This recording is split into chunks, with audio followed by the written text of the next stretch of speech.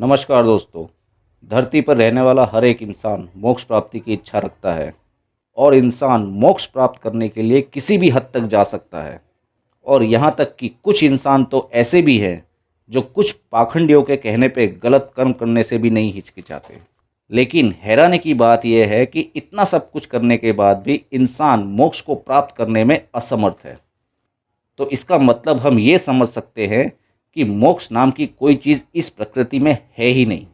और जो हम बचपन से सुनते आए हैं कि मोक्ष प्राप्त करने के लिए हमें दान पुण्य करना चाहिए, अच्छे कर्म करने चाहिए वगैरह वगैरह, सब गलत हैं या फिर हम सब मोक्ष को ठीक से समझ ही नहीं पाए।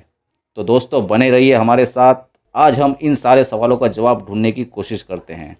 आप देख रहे हैं चैनल आध्यात्मिक साइंस विज्ञान सूक्ष्म जगत का। दोस्तों इस वीडियो में हम मोक्ष को ऊपरी तौर पर समझने की कोशिश करते हैं। अगर आप कमेंट करेंगे तो नेक्स्ट वीडियो में हम इसे विस्तारित तौर पर समझेंगे। तो शुरू करते हैं आज का ये बेहतरीन वीडियो। तो पहले हम ये समझते हैं कि आज तक हमने मोक्ष के बारे में क्या सुना है और क्या समझा है। हम बचपन से ही सुनते आए हैं कि मोक्ष एक ऐसी अवस्था है जहां इंसान जीवन मरण के चक्रव्यूह से मुक्त हो जाता है, इंसान सारे दुख से छुटकारा पा लेता है और ना जाने क्या क्या।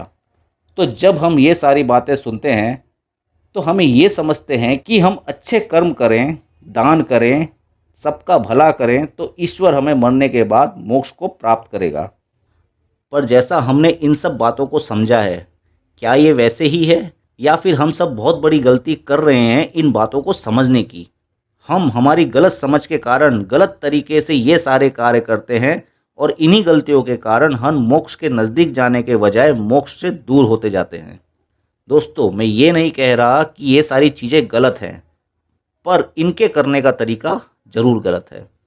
तो फ्रेंड्स सबसे पहले हमें यह समझना पड़ेगा कि मोक्ष आखिरकार है क्या, मोक्ष का सही अर्थ क्या है। दोस्तों मोक्ष का सही अर्थ होता है मोह से मुक्त हो जाना, मतलब कि अपनी सारी इच्छाओं से मुक्त हो जाना।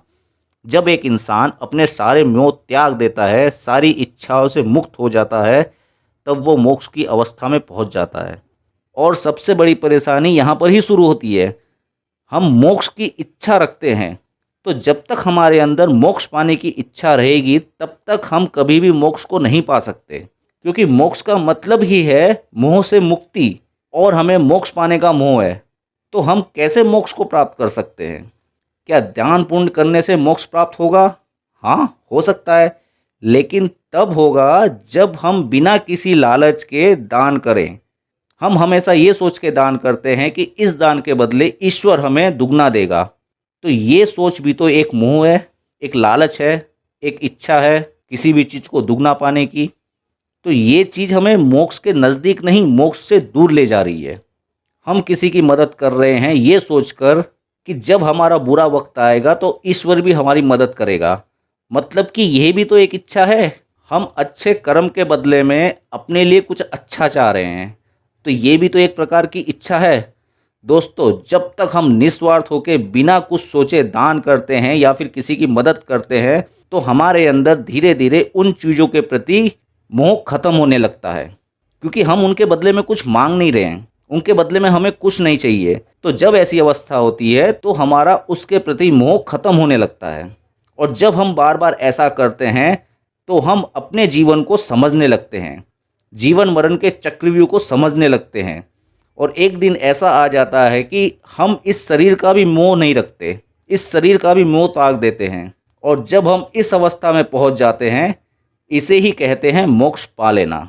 मरने के बाद कोई मोक्ष नहीं है, जीवन और मरण को सही से समझ लेना ही मोक्ष प्राप्ति है। तो दोस्तों उम्मीद करता हूं कि ऊपरी तौर पे हम मोक्ष को समझ चुके हैं। अगर आप कमेंट्स करेंगे तो इस पे और विस्तारित रूप से नेक्स्ट वीडियो में हम चर्चा करेंगे। आज के वीडियो में इतना ही। तो दोस्तों मिलते हैं नेक्स्ट वीडियो में ऐसा ही कोई दिलचस्प सवाल लेके। तब तक के लिए नमस्कार।